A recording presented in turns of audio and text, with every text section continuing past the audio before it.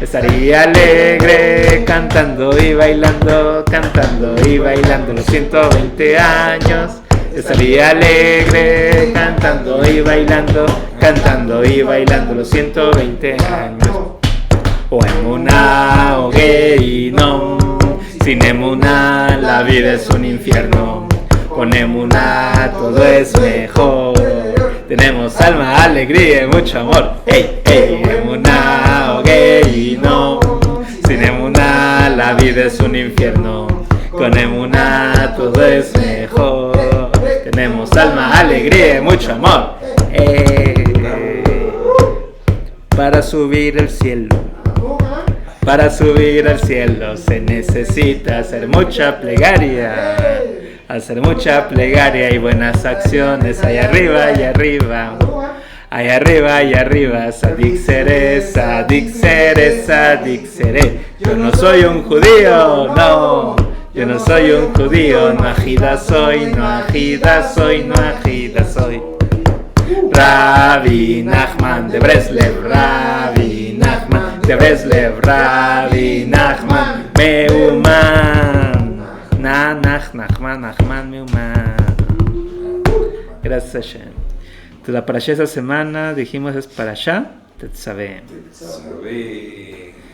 Entonces esa parashá habla sobre algunos aspectos de la construcción del Mishkan, que es el tabernáculo, y se enfoca también en lo que es el servicio sacerdotal de la luz de la menorá. Y entonces, en cierta manera, digamos que se pide que se tiene que traer aceite de oliva puro, machacado. Y aquí, digamos que hay una comparativa que se hace de la aceituna, ¿no? La aceituna se machaca y la aceituna representa al pueblo de Israel. Entonces el sacerdote viene siendo aquel que de alguna manera está en representación para poner paz entre Hashem y el pueblo. Cuando hay una transgresión, es el sacerdote de alguna manera el que tiene que expiar. Vemos que la función del sacerdote principalmente era de llevar las ofrendas, ¿no? Vemos que era matar al animal, previo a que la persona ponía sus manos sobre el animal, se hacía la shejitá del animal, hacía el rocío de la sangre. Cuando era una ofrenda de pecado, se hacía en el, digamos que el, no, querido, ¿cómo se llama? ¿El de afuera? Sí, el altar de cobre, que estaba afuera. Y después, digamos que hacía una ofrenda de agradecimiento o una ofrenda de alabanza, se hacía en el altar de oro, que ese era en el lugar santo. Entonces está el atrio, el lugar santo, y después el lugar santísimo es donde estaban los querubines, ¿verdad? Y estaban las tablas ahí guardadas, el man y el báculo de Aarón. Entonces, bueno, digamos que el sacerdote era el que se encargaba de una manera de poner paz. Y aquí se le da la orden, y Aarón hace caso de esta orden, pero dice que él todos los días encendía. O sea, que limpiaba las cenizas y demás, pero encendía también la Hanukkah como si fuese la primera vez. Y entonces también eso tiene que ver la oliva. Simbolizando la oliva, que cuando tú te haces un precepto, tienes que entregar lo mejor de ti. Así como al prensar la aceituna sale ese aceite y ese primer machacado es lo más puro que hay, así tiene que ser tu servicio. Entonces el sacerdote se le pedía precisamente ese grado de pureza, que es un grado de dedicación. Tienes que poner todo tu ser en ello al momento de servir a Dios. En el Talmud Menachot 86b dice que la luz de la menorá no era para Hashem, sino para iluminar al mundo, enseñando que el conocimiento divino debe ser compartido. Entonces, es más, la ventana del Sagrado Templo eran angostas, del centro y abiertas hacia afuera. O sea, tenían esa forma. Un cuadrito mejor así, pero se extendía el cuadro así. Daba a entender de que la luz tiene que salir de adentro hacia afuera. Y entonces, en ese sentido, digamos que también nuestra luz tiene que ver con la fuerza interna, la intención con que hacer las cosas. Esa es tu oliva. Antes de hacer un precepto, preguntarse: ¿Estoy dando lo mejor? ¿Tengo la intención correcta? Entonces las 7 leyes, también aquí de alguna manera se aplica ese principio. Que cumpla las 7 leyes con esa pureza, con esa dedicación, sabiendo que eso es lo que nuestro amado Padre nos ha pedido. O sea, es la forma como iluminamos el mundo, y es que deseamos vivir en rectitud. Deseamos vivir en rectitud. Promover justicia, evitar idolatría. Y entonces la luz representa el conocimiento de poder ser una nación que cumpla con su rol dentro de la creación del Santo Bendito. Eso representa la luz en este caso. Ahora bien, Aarón y sus hijos son designados como sacerdotes. Y aquí es donde se establece un liderazgo. En el pueblo judío hay 3 tipos de personas: el Cohen, el Leví y el Israelí. Los Kohanim son los sacerdotes, el Levita vendrían siendo los que participaban en preparar todo lo de el santuario, y el Israelí, digamos que es el que era responsable de alguna manera de interponerse entre el pueblo y Dios. Entonces el que buscaba la paz del pueblo. Pero la pregunta es, ¿por qué se llegó a tener esta división? Si la Torah muchas veces dice que el pueblo de Israel es un pueblo de sacerdotes, ¿cuál es la razón para poner todas estas divisiones? ¿Por qué se pusieron divisiones? ¿Alguna idea? Jerarquía, ¿no? Pero ¿por qué fue la jerarquía? Si Hashem dice, mi pueblo es un pueblo de sacerdotes. ¿No fue por lo del becerro de oro? ¿Por el becerro de oro? Sí, ¿no? Ahí hicieron la división, ¿no? De que estaban en otro rango los que no... Pues los levitas, ¿no? Porque ellos fueron los que no hicieron idolatría, ¿no? Ajá. Sí, fue eso. Sí, de hecho ahí es donde se hace la división. Cuando el pueblo adora el becerro de oro, en ese momento dice Hashem, los que estén de mi lado den un paso al frente. Fuera toda la tribu de Leví. Y entonces dijo a la tribu de Leví, le dijo, ahora ustedes encárguense de darle muerte a todos los que hicieron idolatría. Y entonces ahí la tribu de Leví agarra espadas y se pone a matar a todos los que hicieron idolatría. Posteriormente de ellos va a seleccionar a Hashem a Moshe. Moshe va a ser el sacerdote, pero cuando está la discusión que dice Moshe, ¿por qué me envías a mí si yo no sé hablar? ¿Por qué no te has fijado en mi hermano Aarón? Quien él está con el pueblo, quien él ha ayudado. Y en ese momento dice Hashem, ¿acaso crees que no conozco a tu hermano Aarón? Entonces de ahí es donde pierde el sacerdocio Moshe. Se le entregaron. Pero vámonos más atrás. ¿Cuál es, una vez que se establece esto, de que hay ahora Cohen, que son Aarón y sus hijos, levitas, que son el resto de la tribu de Leví, e israelitas, hubo vamos a ver más adelante, que se da esa parte de levantarse contra Moshe, Datán y Abiram primeramente, que son los que acusan, y por eso tiene que salir huyendo Moshe de Mizraim. Pero además de Datán y Abiram, existe también otro más, que es Koraj. En la Parashá Koraj hablamos de él. Pero Koraj, él de repente viene a decir, a ver, espérense, si Hashem va a vivir en medio de nosotros, hablando del tabernáculo, y si dice él que somos pueblo de sacerdotes, ¿quién puso a Aarón como sacerdote? Entonces él se revela diciéndole, oigan, tienen que defender mi causa, porque yo quiero que todos sean sacerdotes. Dice ahí la Torah que el pueblo de Israel es un pueblo de sacerdotes. ¿Por qué viene Moshe a decirnos que nada más Aarón y sus hijos? No, todo el pueblo puede ser sacerdote. Por eso es de que podemos entender la lógica de por qué atrajo a muchos Korah. Pero ¿cuál es la pauta de por qué no todos pueden ser sacerdotes? Eso que estamos estudiando ahorita. Tienes que preparar el aceite puro. Si tú vas a servir a Dios, tienes que tener una intención pura. La mejor intención. Ese es tu aceite.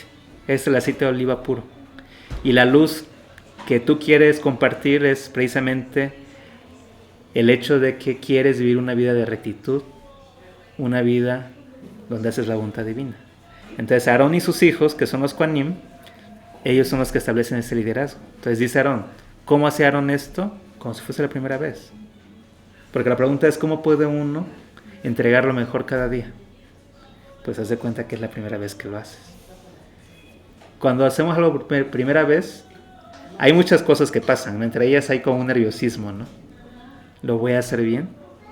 Y como sientes que no lo puedes, te puedes equivocar en hacer las cosas, te esmeras más, ves cada detalle, te preparas, o sea, haces muchas cosas porque sabes que es algo que lo tienes que hacer bien. Eso hizo Aarón. Aarón era consciente cada día de que tenía que ser mejor que el día anterior. Entonces esa semana es lo que estudiamos, o sea, a lo mejor estás tú sirviendo a Hashem y el mensaje para nosotros es ese, como Benay Noach, o sea, estás cumpliendo las leyes, pero quizá de repente te vuelves monótono. De repente dices, no, pues ya sé cuáles son las leyes. Y precisamente el hecho de que estudiemos y repitamos cada año la parashá, dicen los sabios, es para que te des cuenta que puedes innovar cada año. Hay una forma diferente de servicio. Dice que un tzadik dice, cuando se le pregunta, ¿tú eres bueno? Dice el tzadik, no, yo no soy bueno. Y el que dice que sí es bueno, ¿quién cree que es? El malvado. El malvado dice, sí, soy bueno. ¿Por qué? Pues porque hoy me porté bien, hoy no he robado, hoy no he gritado. Solo el estar mintiendo que es buena gente sabiendo que ahora sí que por otra personalidad no sabemos lo que esconde, la maldad que esconde. Y entonces de alguna manera digamos que el malvado no es consciente de las cosas que hace. Sí, más bien, ¿no? Como que no se da cuenta de que lo que está haciendo hace daño, ¿no? O sea, ciertas situaciones para él ya es normal, o sea, es parte. Dice, no, soy bueno. Y entonces la persona que sirve a Hashem no. La persona que sirve a Hashem tiene esa sensibilidad de decir, no soy bueno. No, porque ya sabe de qué pie coger. O sea, siempre tiene el sentido de remordimiento, ¿no? Con cualquier cosita. Sí, porque sabe que tiene que mejorar un cierto aspecto y no lo logra. Ahora imagínense el más grande de los rabinos, que le hacen esta pregunta. Le dicen, pero Jajam, usted es bueno. Y él dice, no soy bueno. ¿Pero cómo se atreve a decir usted eso? No soy bueno. Pero Jajam, usted hoy rezó con una cabana, sacó una concentración. Lo vimos repartiéndose de acá.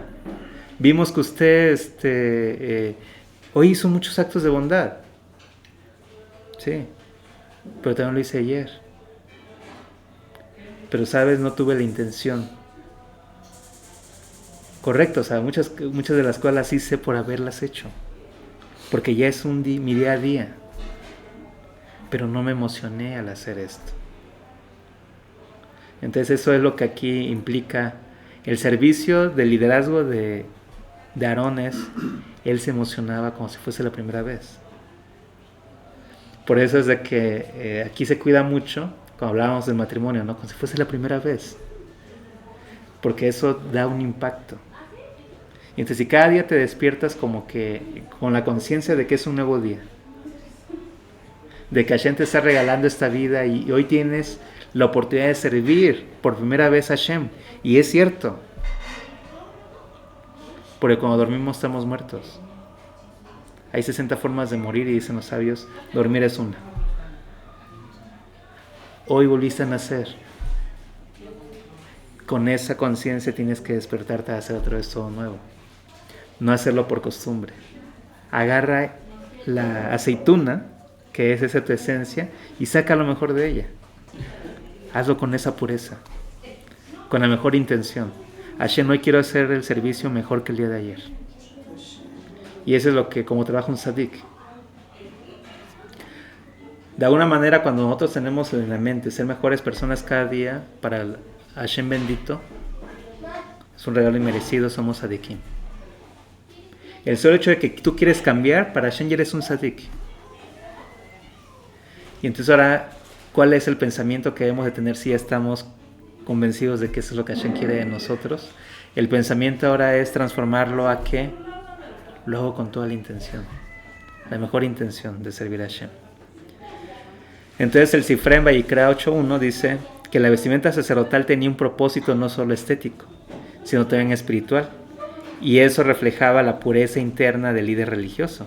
Entonces en realidad nos dice, el hecho de que Aarón tuviese ciertas vestimentas no era porque quisiera sentirse mejor que los demás, no, porque era algo interesante. Cuando el sacerdote salía hacia afuera se ponía unas vestimentas hermosísimas, con el pectoral y como una especie de corona, o sea, era un ser que parece un rey. O sea, se habla una historia de que cuando Grecia conquista a Israel, ven este gran emperador, si recuerdan al emperador griego, se le presenta cuando Grecia domina a Israel, la época de previo a Hanukkah, unos años antes, a que se dé lo de los macabeos. Vemos aquí que César viene, aunque los César son romanos, pero bueno, el emperador, ahorita se me fue el nombre, lo tengo y se me va. El emperador entra a Israel, el emperador griego. Sí. Y en ese momento sale el sumo sacerdote. Y no sabían quién era el emperador, si el sumo sacerdote o el emperador griego. También que estaba vestido. Que el emperador griego se baja y le hace una reverencia como si él fuese el emperador. Y cuestionan. Le dice, ¿pero usted por qué hizo eso? Y le responde el emperador griego, le dice, porque yo a este hombre me avisaba a qué guerras ir y iba yo a tener éxito.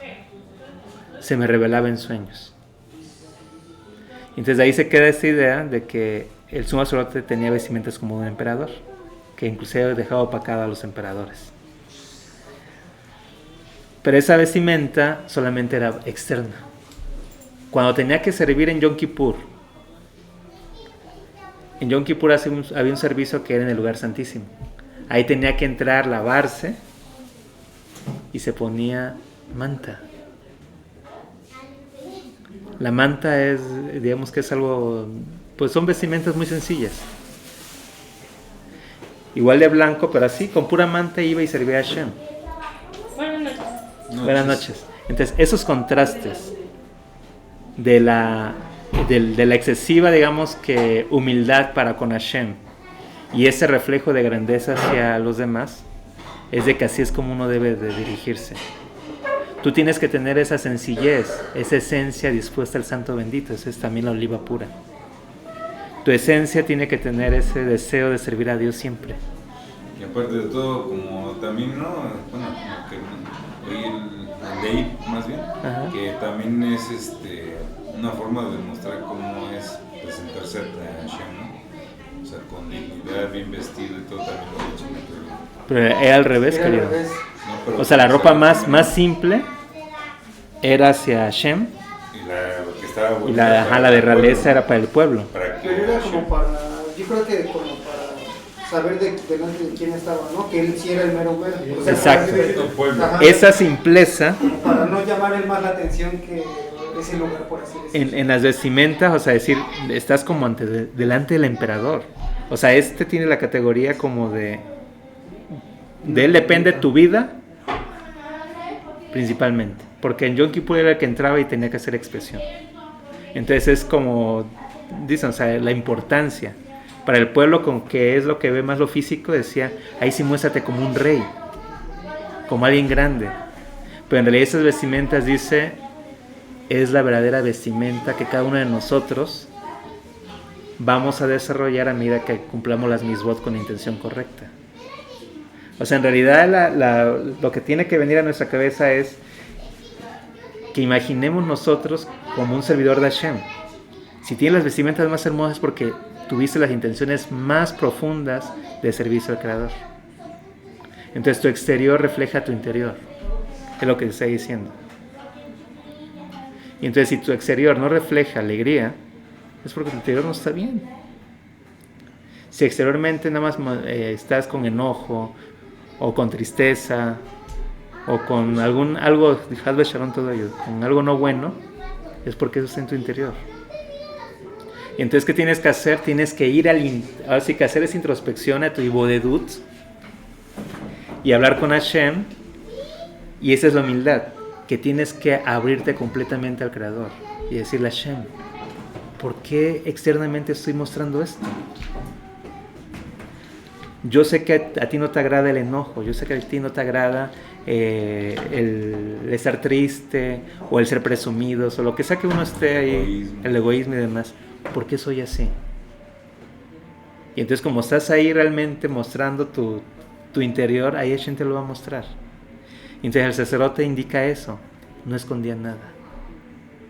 El sacerdote era completamente puro. Y entonces, solo entonces, sobre él recae el encendido de la menorá. ¿Y la menorá qué es? 2, 2 y 1. Los dos orificios, los dos bracitos externos, los dos oídos, los dos ojos, los siguientes dos brazos, los dos orificios nasales, los siguientes dos brazos, y la boca, el travesaño, digamos que principal, de donde salen los bracitos. Son 7. Y te daba a entender de que dice, y iluminará o encenderá la menorá. Digamos que cuando tú tienes esa simpleza, que es esa parte de estar siempre a cuentas con Dios, de tener las intenciones correctas, vas a brillar. Entonces vas a tener la luz para que esto se encienda, para que ocupe los oídos de la manera adecuada, los ojos de la manera adecuada, la nariz, la boca. Entonces, en respecto a las 7 leyes, vamos a ver que aquí también se aterrizaría esto como que tenemos que ser un ejemplo en la sociedad. También implicaría nuestra vestimenta, o sea, que se vea, no vestir. Algo que enseñan los sabios es de que no debemos de vestir ropa rota. Y dicen, bueno, pero si tienes para comprarte, cómprate mejor ropa. Si no tienes, está bien, puedes traer la ropa remendada. Pero preferiblemente, si tienes, compra. Porque también eso implica el hecho de que uno se vista bien, implica que uno también está sabiendo que está representando al Santo Bendito Él. Sí, porque te consideras un ejemplo, ¿no? En todos los aspectos. Y eres un ejemplo, exactamente. Entonces el hecho de estar también bien aseado, todo eso digamos que es importante. Y así digamos que esa es la parte así más superficial que podemos entender del sacerdote. Saber que nosotros de alguna manera somos como embajadores de Hashem bendito. El ser Benay Noach, digamos que si lo aceptamos, es que vamos a poner en alto al Santo bendito Él. Y entonces eso implica desde lo superficial que es la vestimenta, y si una persona viste bien, huele bien y de alguna manera se esmera en su cuidado personal, eso es porque también internamente hace su trabajo. Digamos que eso sería lo ideal. Pero también hay que ser sinceros y de repente, a lo mejor me he visto muy bien, pero traigo un montón de asuntos sin resolver en mi interior. No hay congruencia. Y entonces eso finalmente, o sea, se va a ver como algo superficial. Sí, porque por afuera puedes decir, no, yo amo a Hashem, amo esto, y cuando se trata de hacer cuando hay pruebas, ay, te pesa, ¿no? O sea, es como no sincero eso, ¿no? O sea, no es congruente, ¿no? O sea, de que, ay, sí, la Torah y todo, y al momento de hacer una bondad, Por eso dice del oliva. Ajá.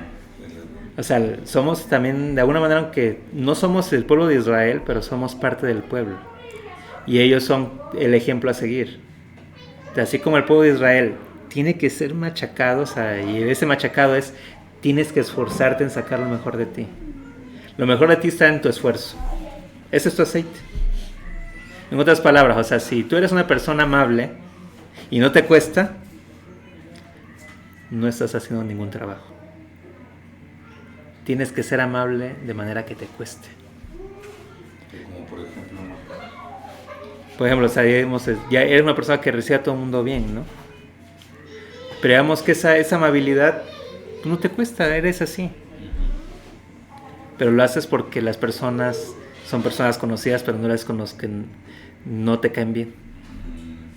Ese es su trabajo, ahí es donde tienes que ser más amable. Tienes que ser parejo, ¿no? Ajá. O sea, aunque seas así, pero si con los que no te caen bien no eres, entonces ahí está. No es coherente, como dice usted. O sea, una persona amable es amable con todos. Y entonces el aceite puro es eso, o sea, que tu intención es así eres. Tú no puedes tener diferentes perspectivas o diferentes formas de ver a los demás.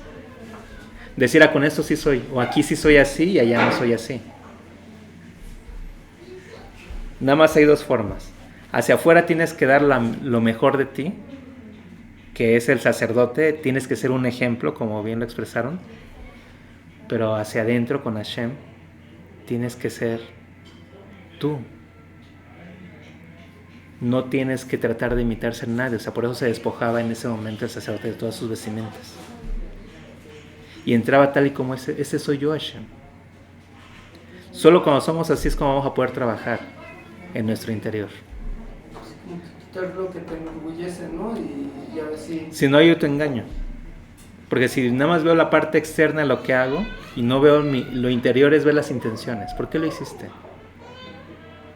Ayudas a los demás, ¿por qué?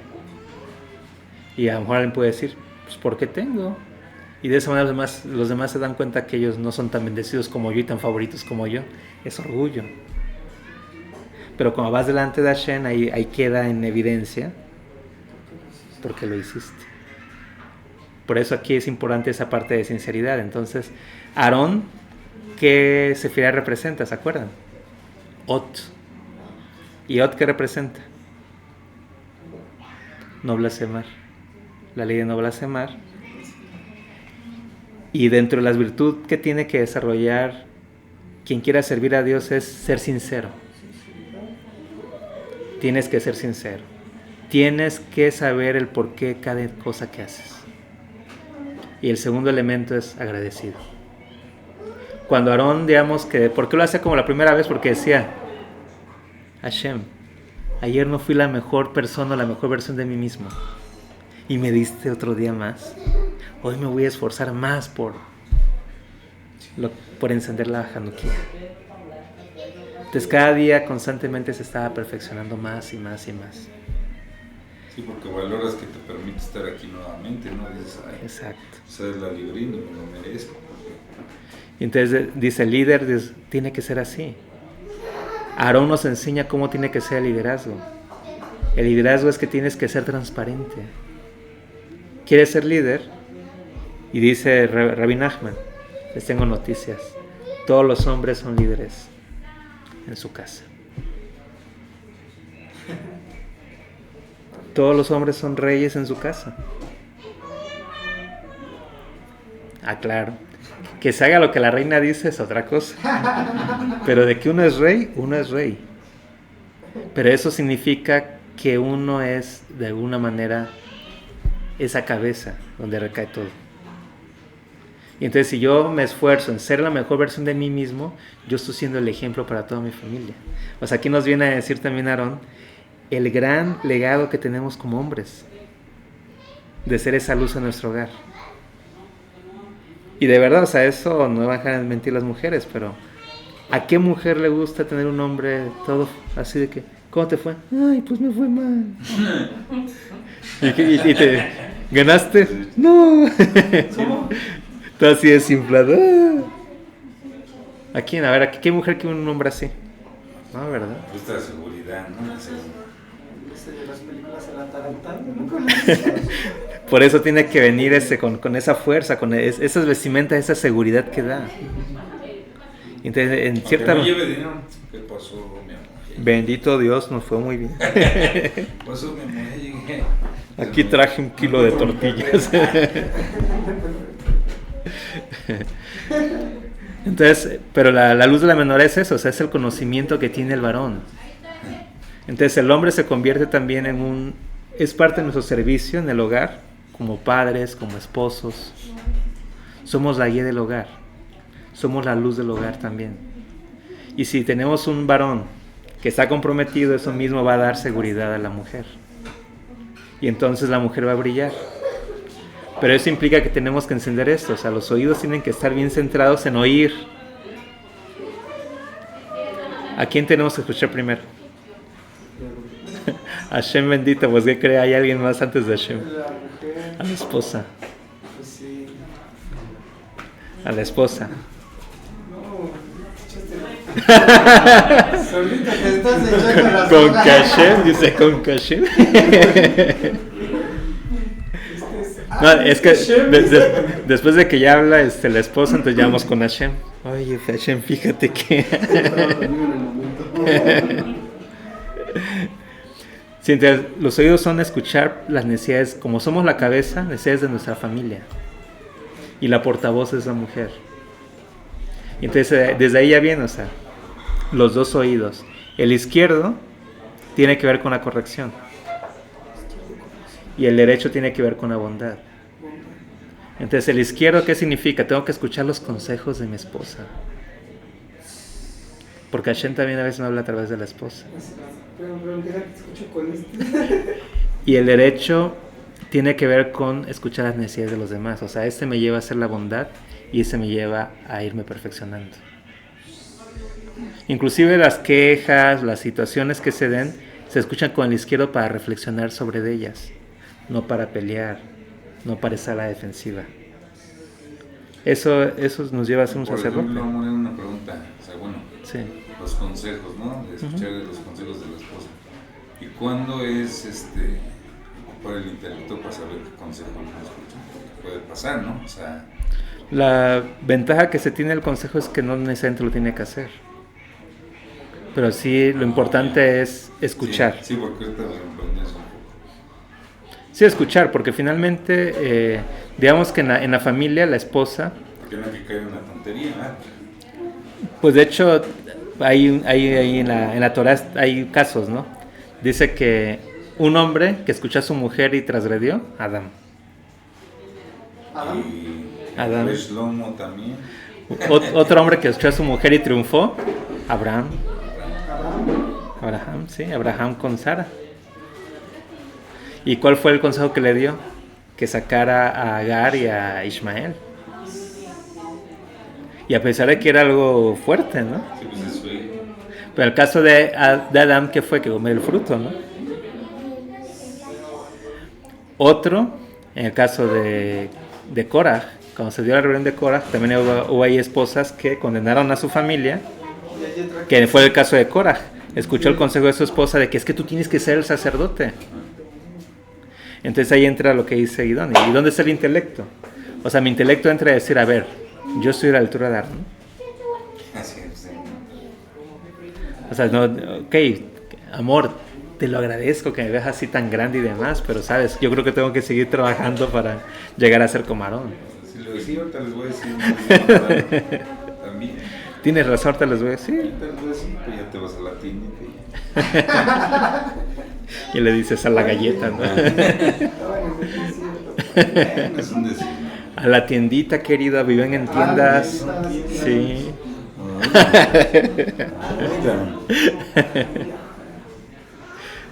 Baruch Hashem. Entonces, la luz representa el conocimiento. Tener conocimiento de cuál es mi rol. Los ojos, igualmente, el ojo izquierdo tiene que apuntar hacia adentro. Tengo que ver mis intenciones, analizarme internamente. El derecho es ver la bondad en los demás. Lo mismo con el orificio nasal izquierdo. El aire que entra tiene que ver con la ira. No empiezo, querido. Vemos que nosotros respiramos el aire, ¿no? Ajá. Pero cuando respira uno con el lado izquierdo es porque uno se aira, o sea, es enojo, coraje. El derecho es bondad. O sea, una cosa es decir, hasta vieron cómo hasta como que se hinchó la nariz. Cuando uno entiende algo y dice, esa es bondad. Así que implica cuando de repente ves algo y dices, ay, qué bonito.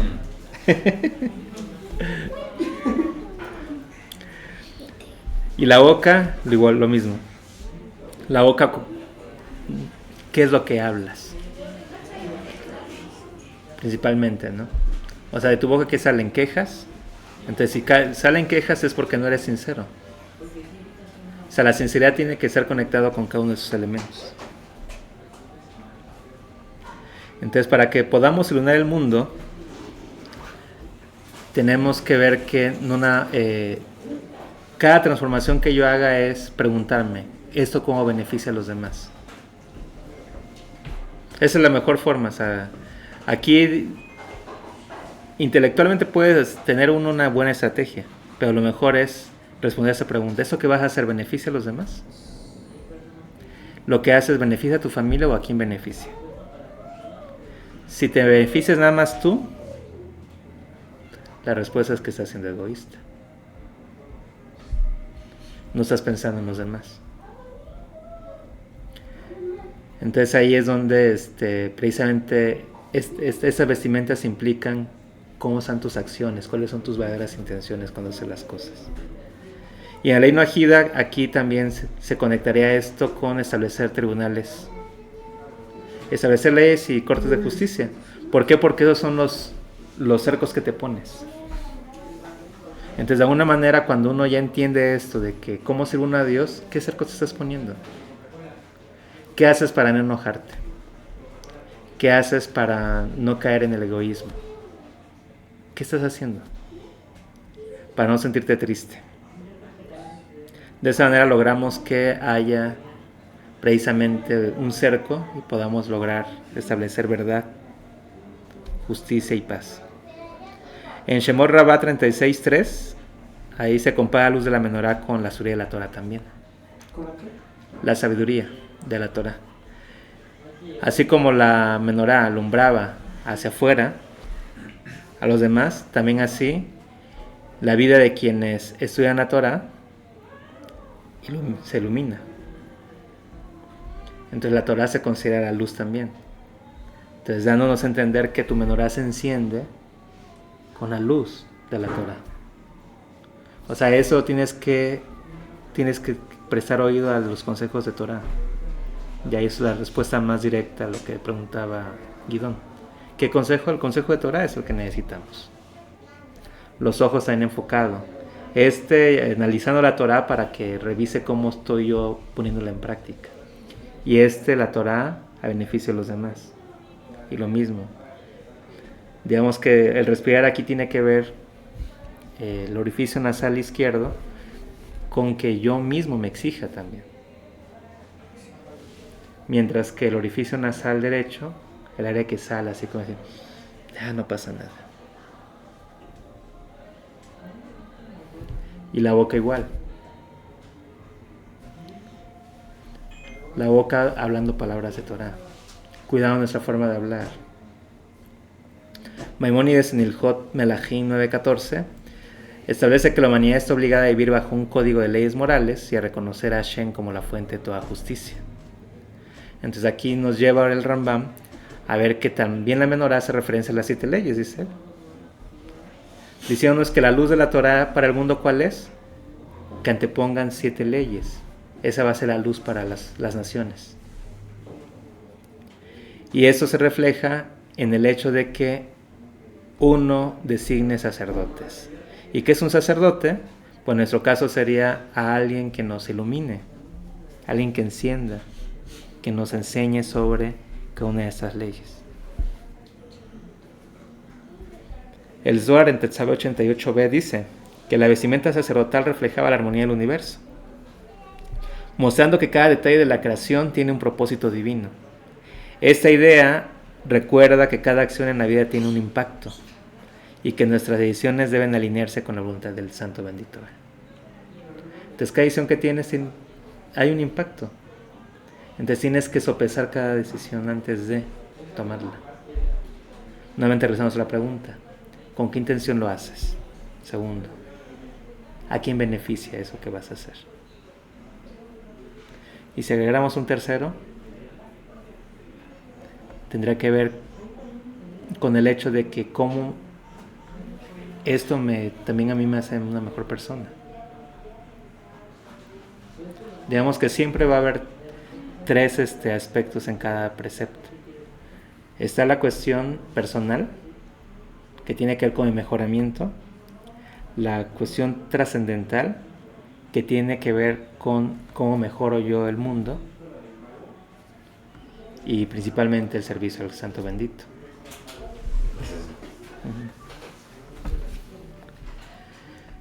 Entonces, dice el Maimónides, ¿qué hay al respecto? Entonces la menorá representaría las 7 leyes. Y a medida que yo cumplo esas 7 leyes, estoy iluminando el mundo. Entonces, de alguna manera, el pueblo de Israel es luz para las naciones, pero nosotros también volvemos luz cuando cumplimos las 7 leyes universales. Es la forma como estamos haciendo de este mundo un mejor lugar. Una morada para Dios, una mejor morada para nosotros. ¿Cuándo cumplo las leyes? Las 7 leyes universales. Entonces, un ejemplo de esto, la influencia de la luz en la historia es la vida de Rabbi Akiva, quien, a pesar de ser una persona bastante humilde en sus comienzos, se convirtió en las luces más grandes del pueblo de Israel. Su dedicación al estudio y su perseverancia muestran cómo la sabiduría puede iluminar incluso los momentos más oscuros. Entonces vemos cómo él, siendo un campesino, y que cuando se le presenta a Rivka, le dice se quiere casar con él. Primero, o sea, Rivka era una mujer adinerada, porque su padre era rico, y entonces tenía infinidad de proposiciones de candidatos a casarse, condes y reyes, príncipes, no, príncipes. No había viejitos, nada más condes, príncipes y demás. Y entonces iban y le hacían propuestas, y ella, cada uno los analizaba y ninguno pasaba sus pruebas. ¿Y cuáles eran sus filtros? Que estudiaran Torah nada más. Ese es el filtro principal, que sea un estudioso de Torah. Y entonces, digamos que llama la atención cómo es que ella se fija en Akiva. Akiva era un campesino ahí con la palita, con el rastrillo, todo, o sea, una persona que hacía su trabajo súper bien. Ajá, bien disciplinado. Si lo ponían con los animales, alineados los animales, o sea, el mejor en cada cosa que él hiciese. Y entonces eso le llamó la atención a Rivka. Había un pequeño detalle. Él decía, Torah, no quiero saber nada. Es más, la Torah no me agrada, y las personas que la estudian menos, decía. De manera que si yo veo una persona que estudia Torah aquí, voy y le doy una mordida de burro. Y entonces él le dice, Rivka, ¿te casarías conmigo, Akiva? Claro, por supuesto. Dice, nada, tengo una pequeña condición. Tienes que estudiar Torah. Que se muerde solo. Todo menos eso. No nos casamos entonces. Pero, Rivka, tengo 40 años. ¿Cómo crees que una persona como yo va a aprender la Torah? Esa es mi condición. Está bien. Empieza a ir a un shul. Empieza a estudiar el Aleph Bet con los niños. Y todos los niños, Aleph.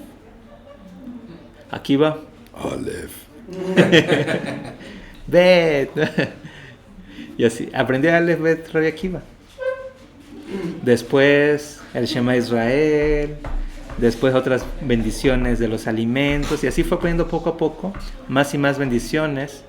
Luego ya algunas partes de la Torah, el Humash completo, y fue parte de su vida.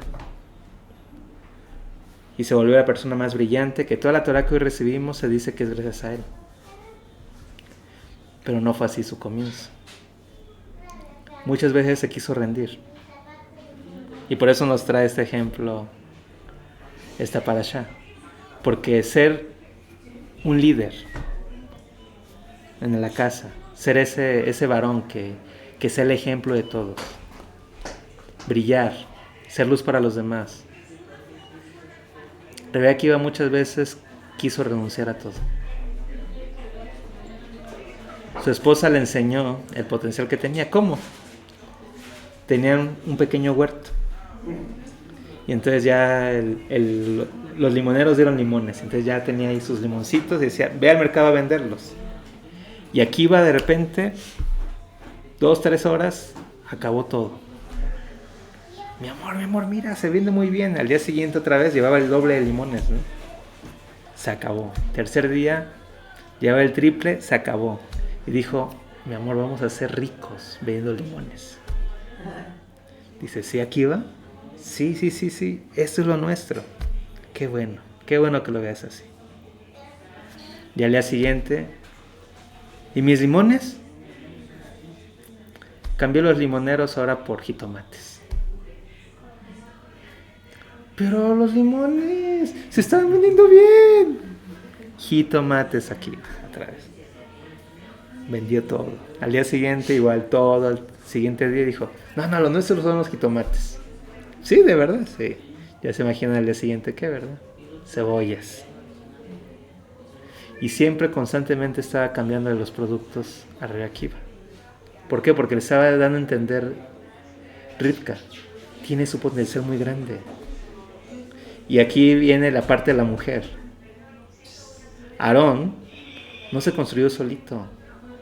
Aarón no fue esa gran luminaria si no fue gracias a su esposa. Su esposa fue un punto necesario. Aquí ya sonríe mi querido Guidón, porque es importante. La esposa es muy importante. Si la esposa no estudia Torah, si la esposa no está enfocada en qué es lo que Hashem demanda, no es la ayuda idónea. O sea, ese es el tema aquí. Si la mujer no está enfocada en el estudio de Torah, no es la ayuda idónea. Rabbi Akiva entonces, digamos que fue entrenado por Rivka. Ya estaba de que no entendía muchas de las bendiciones y el Aleph Bet y no estaba ya hecho un loco en la escuela Akiva y dijo, no, la Torah no es para mí. Perdón, Hashem, no es para mí. Lo mío es la tierra, vender productos, eso es lo mío, Hashem. Gracias por mi porción. Pero Rivka todos los días te vas a la yeshiva, despiértate de la yeshiva, y entonces un día se va de pinta a Rabbi Akiva. Le dije a su esposa que iba a ir a la yeshiva y no llega a la yeshiva. Se va al bosque a hablar con Hashem. No es la pinta más moderna de que se iban de... No. ¿Rivka o Rachel? Rachel, perdón. Rachel, ¿no? Rachel, perdón. Pero Rivka también tiene lo suyo con Jacob. Sí, también. Sí. Yo creo que era parte de los que Rivka... Es que Rachel hizo muchas cosas que también Rivka hizo con Jacob, por eso lo agregué. Pero bueno, tiene razón Rachel. Rachel de Isaac. No.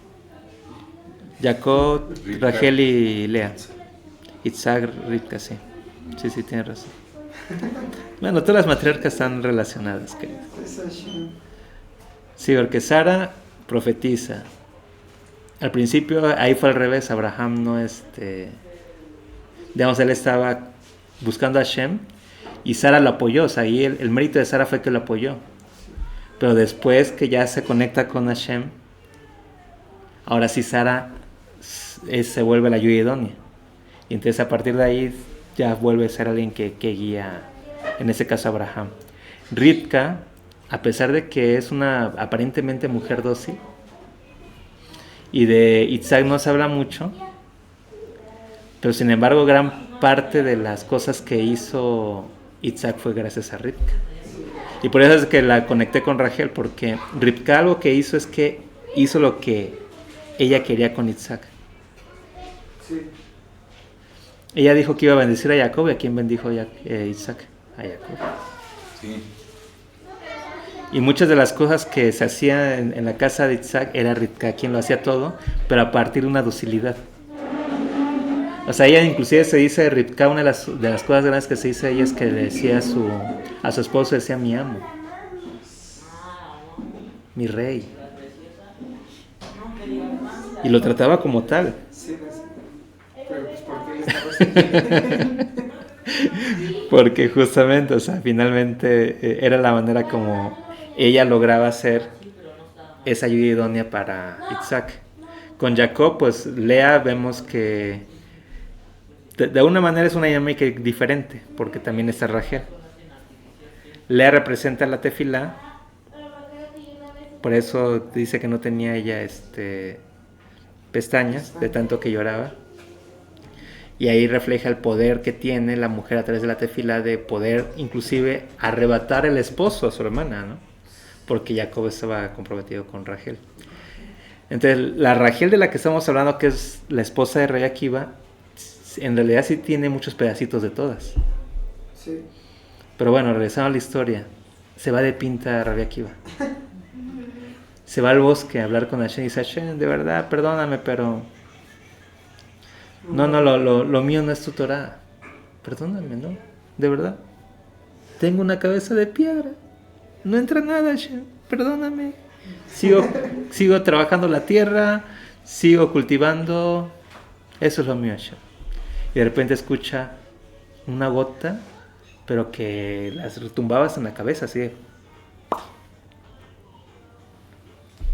Y sigue hablando con Hashem y la gotita. Empieza a buscar dónde está ese cuerpo de agua. Llega a una pequeña cascadita. Se ve así en lo alto una cascada que cae. Pero lo sorprendente de esa cascada es que atravesaba una piedra. Estaba la cascadita y había una piedra ahí. Y la cascada cruzaba así y caía haciendo un pequeño riachuelo. Entonces aquí va, digamos que le llama la atención cómo es que de esa cascadita atravesaba el agua. Se acerca y de repente se da cuenta que tiene un agujero la piedra en medio. Y era por ahí donde caía el agua. Y en ese momento dice: ay, Hashem, no tengo palabras. Te dije que acá es una piedra y tú me dices que aunque se ve el agua es capaz de romper la piedra. Y entonces si la gotita, una gota de agua, estuvo cayendo constantemente sobre la piedra y la fue desgastando hasta haberla perforado, si la Torá es agua y mi cabeza es menos dura que una piedra, ¿cómo no voy a aprender Torá? Eso le cambió. Y es ahí donde empieza a estudiar con más fuerza y ya ahí es donde empieza a crecer en Torá Rabbi Akiva. ¿Pero de qué dependió? De Rachel, una mujer que vio el potencial en el hombre. Por eso vemos que finalmente el hombre va a crecer tanto como la mujer quiera que crezca. Y principalmente el crecimiento espiritual, aunque el hombre tiene mucho que ver, depende más de la mujer, de su tefilá y de su insistencia. Entonces, aunque muchas veces se dice, ¿no?, que la mujer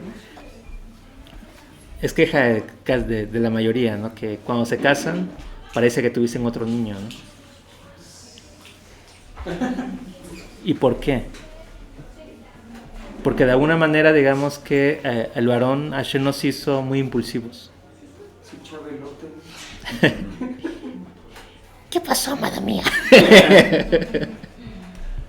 ¿Le entras a la catafixia o te quedas con tus regalos? No entendió ese... No veías Chabelo, ¿verdad?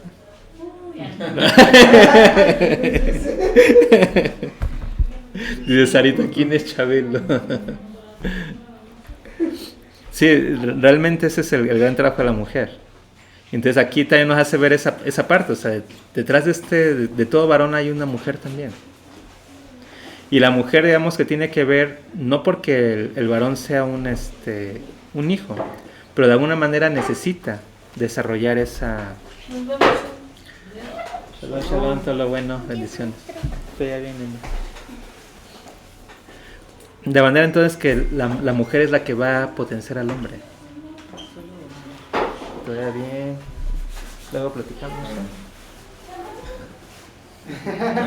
Bueno, nos abandonaste. Entonces con el favor de Hashem, o sea, el deseo acá es que por un lado veamos el potencial que tenemos.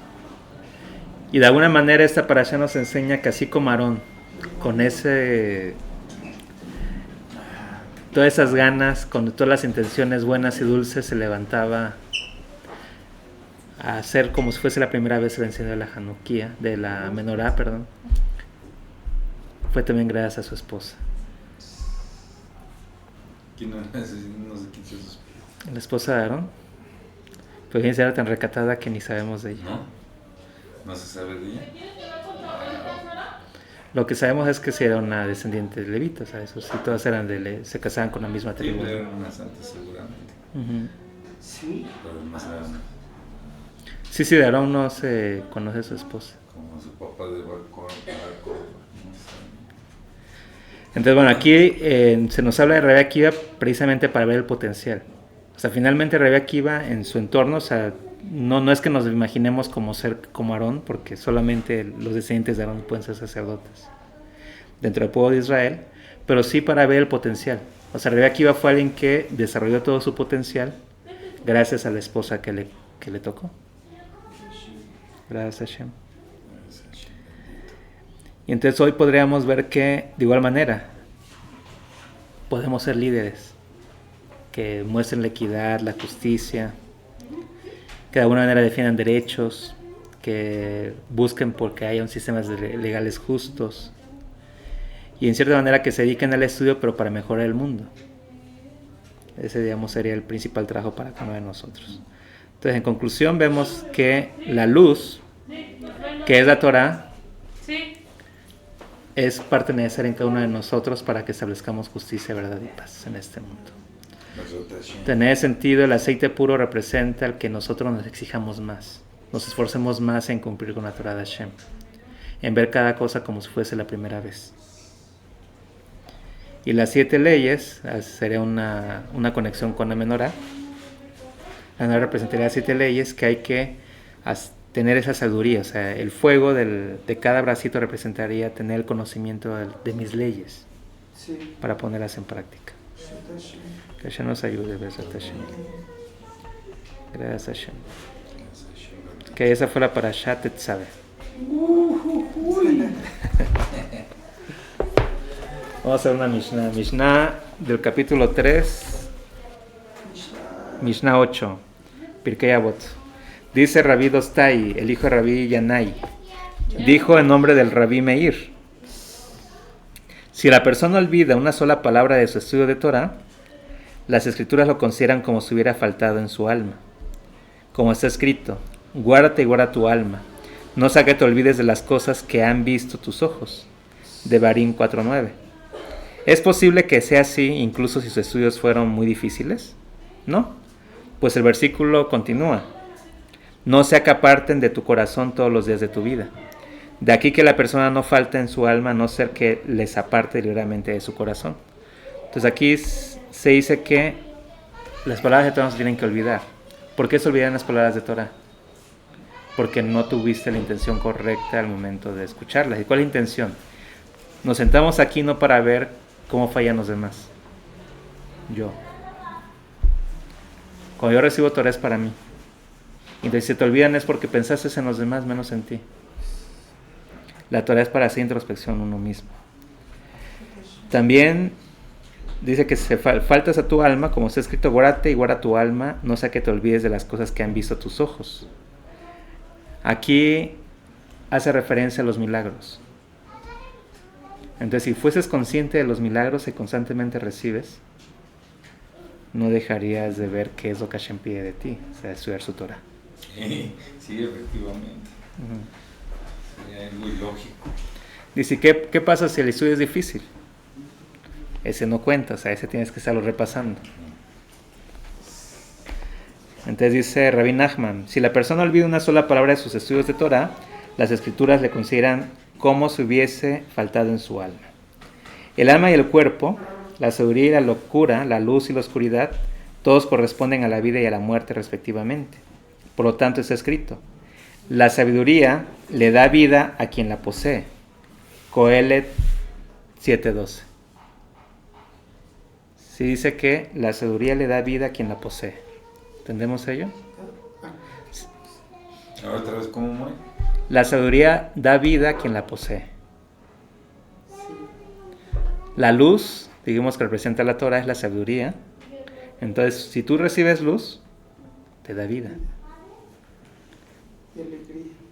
Pero si digamos que si esa no la tienes, o sea, no la haces tuya, no te da vida, te condena. Porque entonces significaría que tú oyes Torah, pero no la pones en práctica. O sea, ni tienes la intención de cambiarlo. Solamente la estás estudiando para, a lo mejor Dios libre, hacer sentir a otros mal, señalar a otros. O defenderte. O defenderte Con también. La Torah, porque Sí. también hay muchos que se excusan, ¿no? Es que Ajá. estoy aquí. No es que la Torah dice y hacen esto, ¿no? Y ellos mueren pero sin sabiduría, dice Job 4:21. Y él me hizo habitar en la oscuridad como los muertos. Lamentaciones 3:6. Entonces dice que la oscuridad hace referencia a problemas. Las situaciones de conflicto vienen porque no se estudia Torah. Pero estudiar Torah implica poner en práctica también la Torah. Si no estaríamos como Asaf, ¿no? La Pura cabeza nada más apariencia. entró. Pura apariencia. La memoria y el olvido también corresponden a la vida y a la muerte. Por lo tanto está escrito, he sido olvidado como un muerto, Telín 31:13. Te dice aquí que si la persona olvida las cosas es porque no tiene sentido de vida. El olvido es por eso, porque no hay sentido de vida. Eso es lo que nuestros sabios quieren significar al decir, si la persona olvida una sola palabra de sus estudios de Torah, las escrituras la consideran como si hubiese faltado en su alma. Es decir, la Torah es una Torah de vida, y todas las almas están enraizadas en la Torah, por lo tanto, descuidar la Torah lleva a una muerte espiritual. Likutei Moharan 1:37-2. Entonces, si no estudias Torah para ponerla en práctica, y te olvidas inclusive Haz Shalom, no estudias más, muerte espiritual. Sí. El Rebbe explica que si pudieras recordar todo tu pasado, esos recuerdos te hundirían y no te dejarían elevarte hacia Dios. Todo lo que hubieras hecho te afligiría constantemente, pero Dios te ha dado el poder de olvidar y de dejar de lado el pasado. El pasado se ha ido para siempre y no necesita volver a la memoria. Debido al hecho de que puedes olvidar, ya no te ves más perturbado por el pasado. Eso es muy importante al considerar el servicio a Dios. La mayor parte de la gente se siente angustiada por los eventos pasados, especialmente cuando están orando. Al decir sus plegarias, sus pensamientos se ven perturbados por recuerdos del pasado. Es posible que piensen en sus negocios o en sus problemas hogareños, preocupándose por haber hecho algo mal o haber dejado de lado algo importante. Al intentar servir a Dios mediante la plegaria o el estudio, se sienten preocupados por sus muchos pecados y fallas. Este es un problema universal. El mejor consejo es simplemente olvidar. Pon el pasado detrás y no te ocupes más de él. Comprende esto muy bien, es un concepto muy importante. Soria enseñanza Rabbi Nachman de Breslev, número 26. ¿Cómo entender eso? El olvido Hashem nos lo dio para que olvidemos las cosas que nos han hecho daño. Si tuviste una vida difícil con tus padres, cuando eras niño, adolescente, inclusive si Dios libre hiciste cosas no buenas, olvídalo. Hashem no está juzgándote por tu pasado. No te está, digamos que de alguna manera diciendo que ya no tienes tu futuro, no te está quitando esperanza, no. Hashem no importa el que está ahorita aquí. Entonces digamos que aquí por eso es el olvido es para que te deshagas de eso del pasado. No te autopersigas, no guardes daño, si alguien te hizo daño, perdónalo, olvídalo. Dale vuelta a esa parte de tu vida. Hombre, bueno, también se ha escuchado, ¿no? Hablando de lo del olvido, que también es una bendición, ¿no? Porque hay sabios que han explicado que hay veces que se te olvidan cosas de la Torah. O sea, no tanto porque no tengas buena intención, sino que Hashem quiere que te emociones nuevamente con ese texto. O sea, cuando se te olvida y lo vuelves a leer, te emocionas otra vez como si lo hubieras leído por primera vez. O por un mérito. Vemos el caso de Yitro. Cuando le da el consejo de que ponga jueces, preguntan los sabios, ¿acaso Moshe no sabía? Y dice sí, pero Hashem hizo que se olvidara para que tuviese el mérito Yitro. Sí, bueno, es un lado positivo, ¿no? Pero acá en general, o sea, digamos que Rabbi Nachman hace mención que el olvido es para que no te autopersigas, principalmente. Que Textos más sencillos, ¿no? Como explicó hace rato. Ajá. Entonces el olvido, dice, hay veces en que el olvido puede ser algo positivo, como enseña Rabbi Nachman. La mayor parte de la gente piensa que olvidar es un defecto, pero yo lo considero un gran beneficio. Pues de no olvidar sería imposible servir a Dios, porque estaremos culpándonos constantemente. Sería enseñanza de Rabbi Nachman de Breslev, número 26.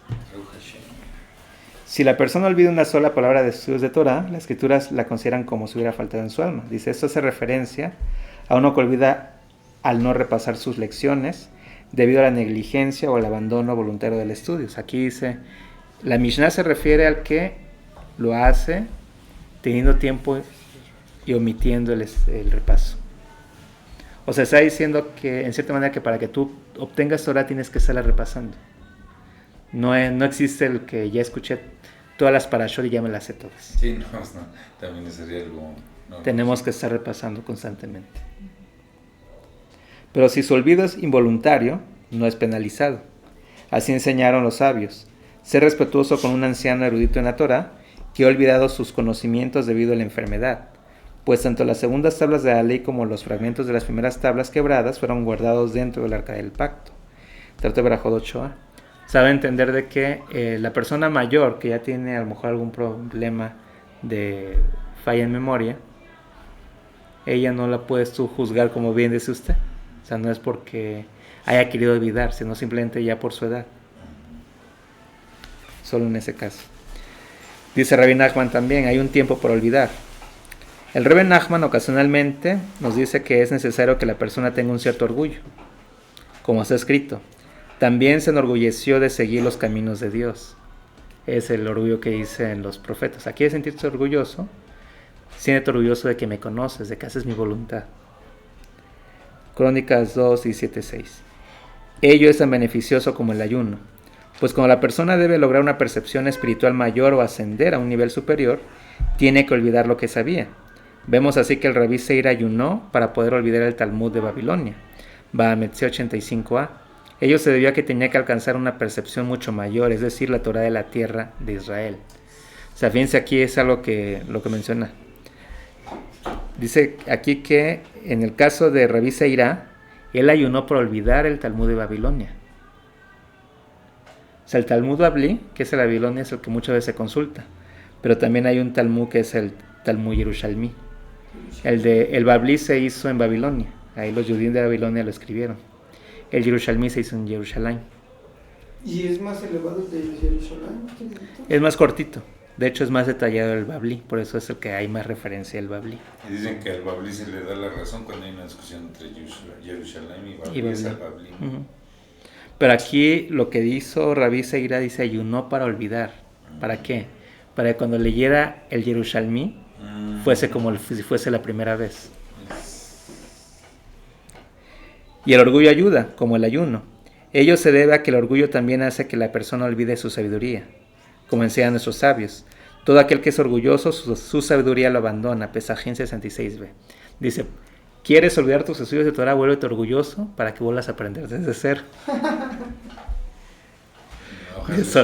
Hadeh Shalom, sí, pero dice ahí como una cuestión de que si fuese tú lo quisieras para olvidar algo y estudiarlo como si fuese la primera vez, dice el orgullo ayuda. O sea, aquí el Rebbe Nachman está dando un punto positivo del orgullo, ¿no? ¿No sería como lo que le pasó a Nabucodonosor? Que se sentía muy orgulloso y olvidó hasta que era un ser humano. Sí, ¿no? Que se volvió un animal, se le olvidó todo. Sí, dice que empezó a cantar unas canciones con unos poemas hermosos, que todo el mundo lo escuchaba y decía, wow, pues qué hermoso, qué hermoso. Para Shem, ¿no? Ajá, para Shem.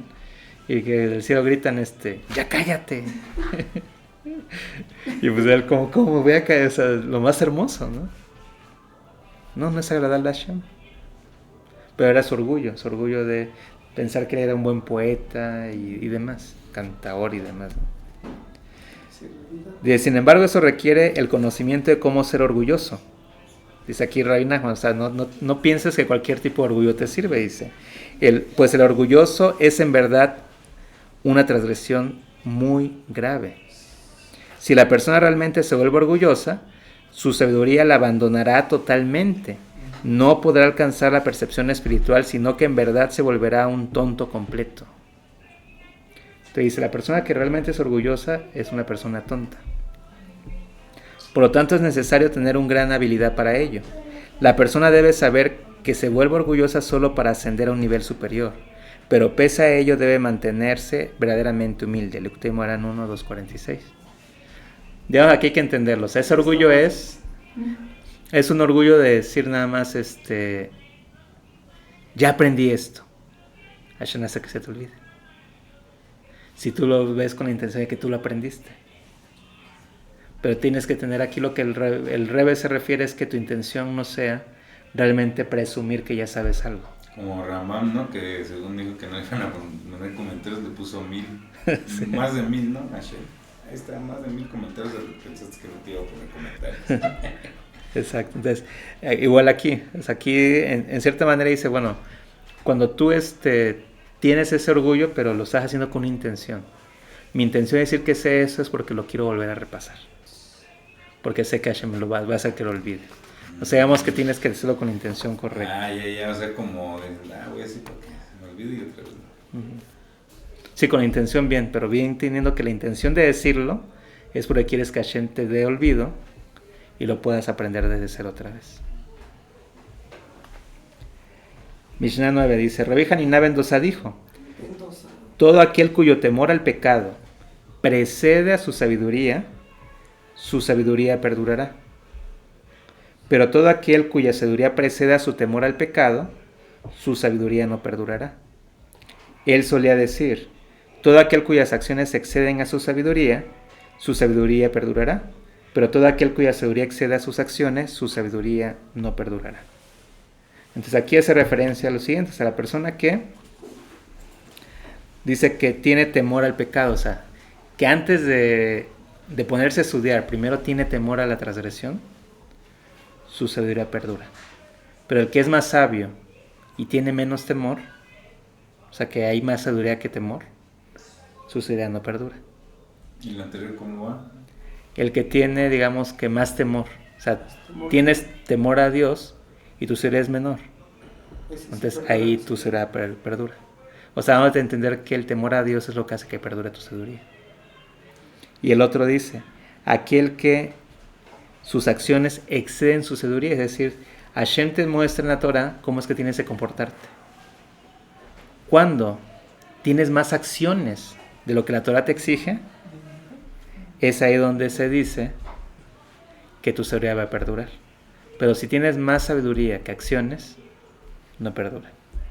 Entonces dice Rabbi Nachman, antes de que la persona pueda hablar con su compañero sobre el temor al cielo, ella misma debe tener temor al cielo, para que sus palabras sean escuchadas por el otro.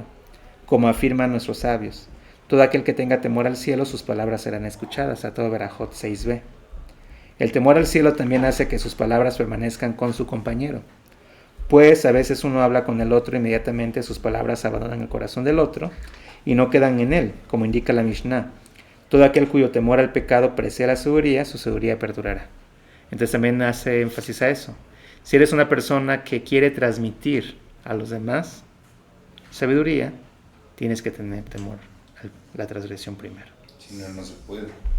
Si no, no puedes transmitir eso. Se les olvida exactamente, a los otros se les olvida. No te escuchan. Exacto. Es decir, sus palabras permanecerán con su compañero. Por lo tanto, todo aquel que desee transmitir sabiduría a otros debe poseer el temor al cielo, para que sus palabras sean duraderas. Ahora entendemos lo que leímos de por qué el sacerdote tenía que tener, ahora sí que esa parte primero de la pureza interna.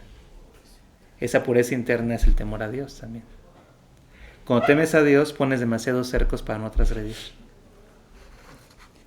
Ese es el significado de la frase, Él humillará a aquel que no cambia, Jalifot, y no reverencia a Dios, Teilín 55:20.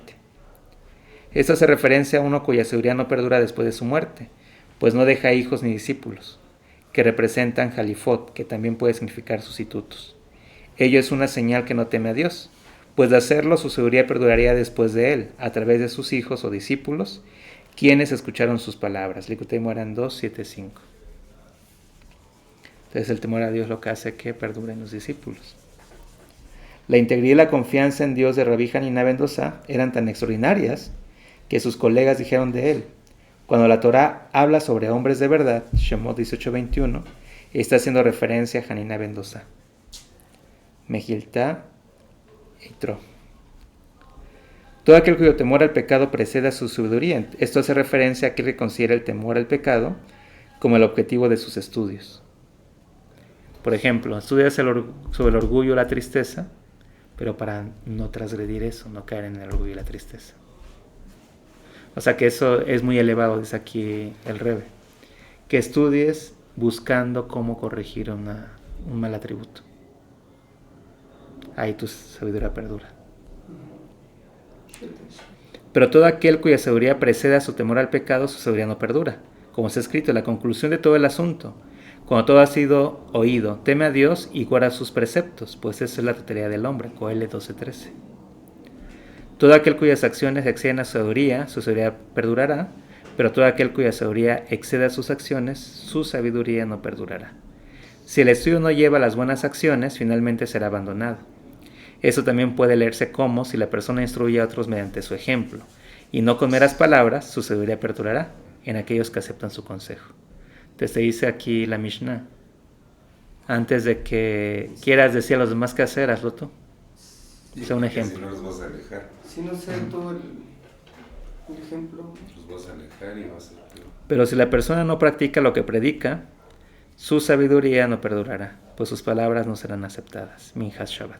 Si no te escucha. Y aquí también es como padres. Si tú le exiges algo a tus hijos, es porque lo estás cumpliendo primero tú. Si no, mejor ni los pidas a tus hijos. Activamente. Entonces, la importancia de la acción. Dice: al comienzo, la manera que tenía el Rebbe de servir a Dios era extremadamente simple. No recurría a ninguna clase de sofisticación, sino que andaba por un sendero de simpleza. Pero cuando el Rebbe se dedicaba a sus devociones, todo lo que hacía le requería de un gran trabajo y de esfuerzo. Ninguna forma de devoción le llegaba con facilidad y en muchos casos debía dejar su vida en ello. Cada cosa requería de un tremendo esfuerzo y muy duro tenía que trabajar cada vez que deseaba hacer algo para servir a Dios. Cientos de veces hubo que caer, pero siempre volvía a levantarse, sirviendo nuevamente al Creador. Lo más difícil era comenzar a servir a Dios y aceptar el yugo de la verdadera devoción. Cada vez que comenzaba encontraba que caía. Empezaba entonces nuevamente y volvía a tropezar. Eso le ocurría infinidad de veces, una y otra vez. Finalmente el Rebbe decidió fortalecerse y mantenerse firme en su lugar, sin prestarle atención a ninguna otra cosa en el mundo. Desde ese momento, su corazón se afirmó en su devoción a Dios, pero aún así hubo de elevarse y caer muchas veces. Pero, para ese entonces, estaba decidido a no abandonar nunca sus devociones y no tomar en cuenta cuántas veces cayera. Sin importar lo que sucediese, se mantendría dedicado a Dios con todo su ser. Alabanza al Sadik número 5. Aquí nos está diciendo lo que leímos hace un rato también de Aarón, el esfuerzo. Puedes llegar a ser gran Sadik que quieras, solo no te rindas. Esfuérzate constantemente. Una pregunta que tienes que hacerte constantemente: ¿hice lo suficiente? Antes de fallecer, aquellos que rodeaban al Rabí Natán lo vieron meditando profundamente.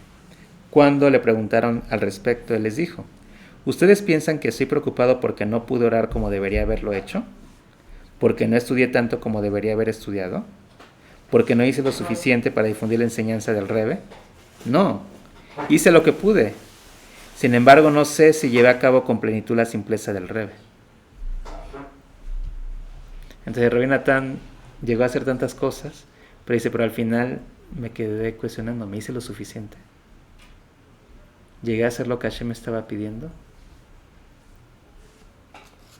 Y eso, digamos, que redondea lo que estudiamos hace un rato, de la importancia de que el sumo sacerdote era el que se esmeraba siempre en hacer todo como si fuese la primera vez, poner lo mejor de él mismo. Entonces aquí Rabbi Nachman lo viene a reafirmar. Una Mishnah más y terminamos con el favor de Hashem. Rabbi Hanina ben Dosa solía decir: todo aquel en quien se complacen sus congéneres, Dios también se complace en él.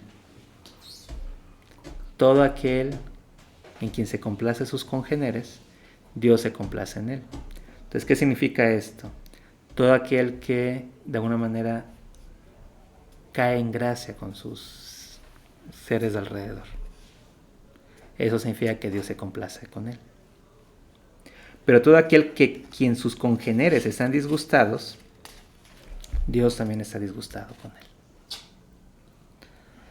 Rabbi Dosa ben Arquinas dijo: el dormir por la mañana, el vino al mediodía, el parloteo de los niños y los lugares de reunión de los ignorantes eliminan a la persona de este mundo.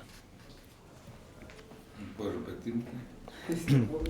Dice Rabbi Dosa ben Arquinas dijo: el dormir por la mañana, el vino del mediodía, el parloteo de los niños y los lugares de reunión de los ignorantes quitan a la persona de este mundo. O sea, habla de las cosas que hacen que se pierda el mundo. El parloteo de los niños, ¿a qué se refiere? El estar jugando. Pero en el sentido de que, o sea, uno como persona ya mayor, ya ¿no? mayor, sí. O sea, si te estás parloteando como niño, pierdes el mundo. O sea, no viniste a ese mundo a jugar como un niño, ya no eres un niño.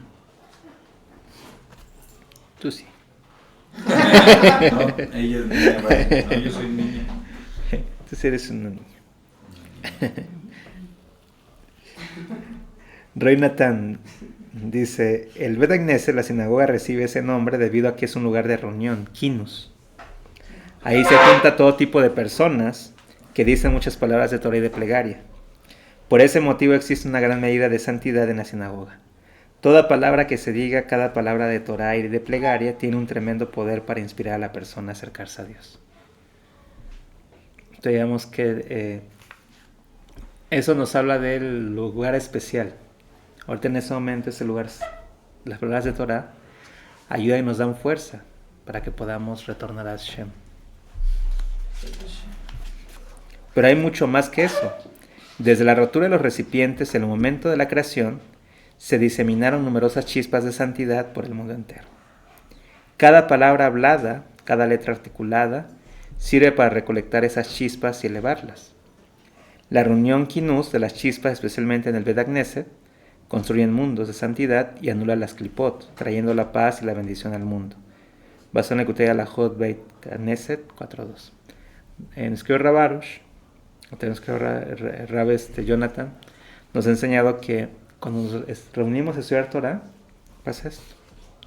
En ese momento estamos anulando klipot, estamos endulzando decretos del mundo. Y eso, dedicamos esta clase para eso, para que todos los decretos que puedan estar sobre nosotros se anulen.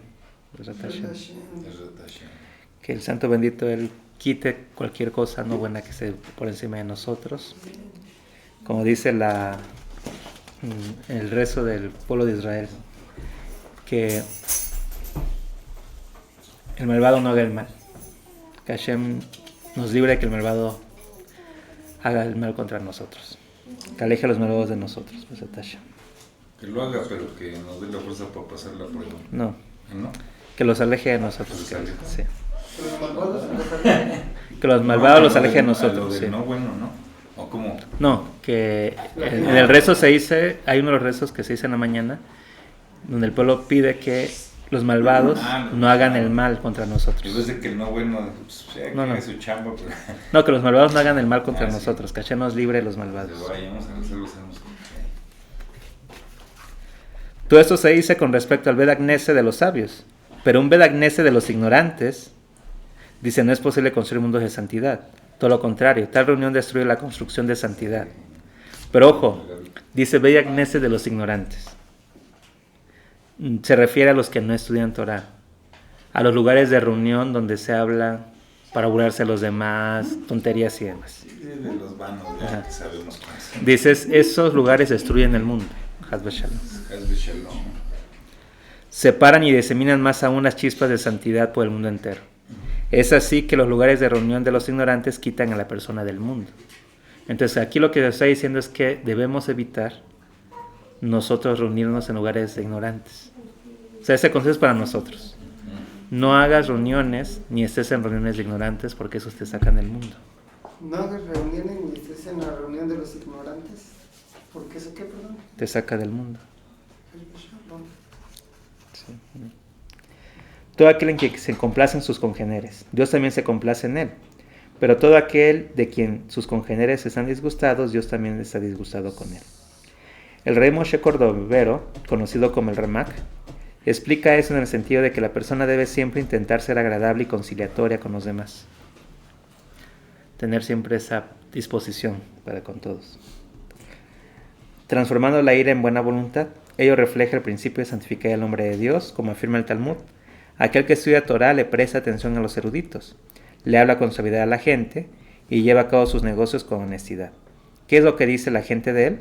Afortunado aquel que estudia Torah, afortunado su padre que le enseñó Torah, afortunado su maestro quien enseñó Torah. De él es escrito, y él dijo, tú eres mi siervo Israel, en quien yo seré glorificado. Yeshayahu 49:3.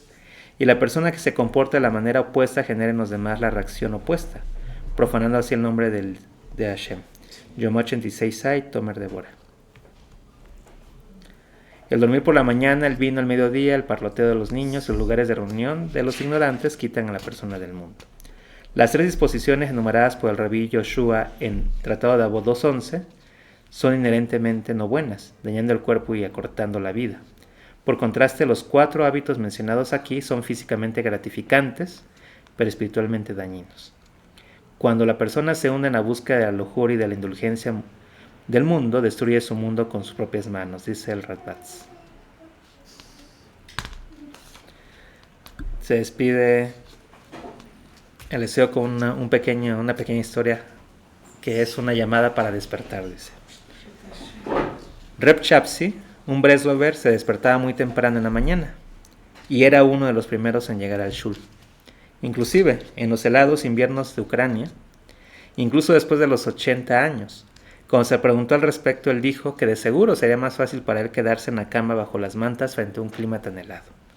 Pero al despertar me explicó, oigo una voz que me dice que me quede en la cama y que siga durmiendo. Yo me pregunto, ¿quién me está diciendo esto? Es mi mala inclinación. Entonces reflexiono, pero si ella es tan vieja como yo, y sin embargo ella está trabajando, ¿por qué yo no salgo a trabajar? Entonces por eso vengo inmediatamente al shul. Rabbi Eliyahu Haim Rosen. Entonces, buena anécdota, sí. Entonces, la mala inclinación desde temprano te está trabajando. Dice, ¿por qué no te paras a trabajar también? Está poniendo el ejemplo, ¿no? Y digamos que esa es la cereza de cómo lograr sacar lo mejor de nosotros. Así como la mala inclinación trabaja, como el mandado. Que Hashem nos ayude, con el favor de Hashem. Muy bien, comentarios. Adelante, queridos. Ramón es Moshe. ¿Cuál? El Ramón, ¿no? Es Moshe. No, Tratado de Avot. Es el Pirkei Avot. Ramón. Ramak. Ramón es Moshe. Rabbi Moshe Sí, Cordovero. ¿verdad? El Ramak. Rabbi Moshe Cordovero. Cordovero. Él es de los grandes cabalistas. Iba a ser el Shulchan, ¿no? No, el que hizo el Shulchan es el Rav Yosef Karo. Pero que en ese mismo momento lo estaba haciendo él y lo dejó de hacer para darle el honor a Yosef Karo. Estaban en dos partes diferentes. Pero lo empezaron igual a hacer el mismo Él, tiempo. de alguna manera vino a traer más luz. En el Shulchan, ¿no? Le No, puso el mantel, no, dice. No, el Rabbi Moshe Cordovero, porque los estudios del Santo Ari eran muy complicados. Entonces digamos que Rabbi Moshe Cordovero los hizo más accesibles. O sea, generó mucho más luz para los cabalistas. Y entonces gran parte de lo que hoy se estudia de Kabbalah pues viene siendo de las interpretaciones de Rabbi Moshe Cordovero. Digamos que bajó a un nivel más Es accesible. el mantel que dice que le puso a Shulchan, Shulchan Aruch, la mesa. Dice La mesa que servida. él puso el mantel. ajá, exacto. Sí, él puso el mantel y ya Una el mesa Rav lleva Karo. mantel, dice. Y la mesa la puso Yosef Karo y yo pongo el mantel. Pero él detuvo sus... Sí, digamos que él pone la mesa y Rav Yosef Karo la llena. Porque el Shulchan Aruch es mesa servida. Ajá, mesa servida. Y el Ramo puso el mantel. Y hay un libro que se llama Shulchan, Shulchan. la mesa. Sí, es de él. Ajá, es de Baruch Hashem. Pues gracias Hashem. Gracias Hashem. Entonces vamos a una tefila. El universo, Padre misericordioso, te agradecemos por tu bondad. Gracias, Padre, porque en todo momento tú nos llenas de tu bondad. Gracias por cada cosa que nos envías, Padre. Sabemos que más de ti no existe nadie. En ti por nuestra confianza, eterno Dios. Y ponemos, Padre, todas nuestras necesidades delante de ti. Tú conoces lo que cada uno de nosotros necesita, Padre eterno. Pedimos que nos libres de todo daño, de todo mal. No permitas que un mal prospere en contra de nosotros ni de tu pueblo Israel. Guárdanos en todo momento, eterno Dios, en este mes de Adar, el mes de los milagros, Padre. Que ocurran milagros para todos, Padre. Los que necesiten Parnasá, tengan Parnasá. Los que necesiten trabajo, dales trabajo, eterno Dios. Provee también de salud a los que necesiten salud. Los que necesiten protección, los que necesiten cuidado. Todo lo que sea la necesidad, Padre. Da, eterno Dios, en abundancia a cada uno de tus hijos, tanto Benei Noach como Benei Israel. Y permite, Padre, que podamos en este mes de Adar todos también celebrar y regocijarnos de los milagros que has de ser para cada uno de nosotros. Padre, trae, por favor, eterno Dios, también libertad a todos los cautivos. Libera a todos los que están también de alguna manera cautivos de tu pueblo Israel, que pronto sean liberados todos completamente sanos y salvos. Y no permitas tampoco que haya más cautivos ni de tu pueblo Israel ni Benei Noach, Padre. A todos, Benei Noach y Benei Israel, guárdanos. Libre, eterno Dios, aleja a todo aquel que quiera hacer daño. Y permite, eterno Padre, que tengamos pronto también la alegría de ver que tu sagrado templo se reconstruye, que recto Mashiach se manifieste de una manera buena y dulce, y sobre todo, prepáranos para poder estar a la altura de poder recibirlo, eterno Dios, que podamos poner en práctica lo que hoy hemos estudiado, Padre, cuidar esta menorá que nos has dado, de enfocar nuestros oídos a escuchar tu Torah, a oír el consejo, a escuchar las necesidades de los demás también, a abrir nuestros ojos, Padre, para hacer introspección hacia nosotros, ver esas cosas que tenemos que trabajar, y el ojo derecho para ver las bondades y cómo dar a los demás. Ayúdanos también a ocupar nuestra nariz para aplicar en santidad, para que en todo momento, eterno Dios, podamos siempre tener esos aires de paz, esos aires de tolerancia. Ayúdanos, eterno Padre, a también dedicar un esfuerzo en apegarnos más y más a tu bendita Torah, que no nos apartemos de ella ni de esa siniestra, que hagamos el compromiso así como Aarón, cada día seamos agradecidos y pongamos nuestro mejor esfuerzo, que te demos ese aceite puro que tú demandas de cada uno de nosotros. El primer aceite, cuando se tritura la oliva, ese que tiene la calidad de ser extra virgen. Así, eterno Dios, deseamos servirte. Ayúdanos a que sea así, por favor, Padre. Ponemos en tus manos todas las necesidades. Da, eterno Dios, refuerzo Lema Nefesh Aguf a todos los que lo necesiten. Parnasá, éxito en todo lo que se emprende, eterno Padre.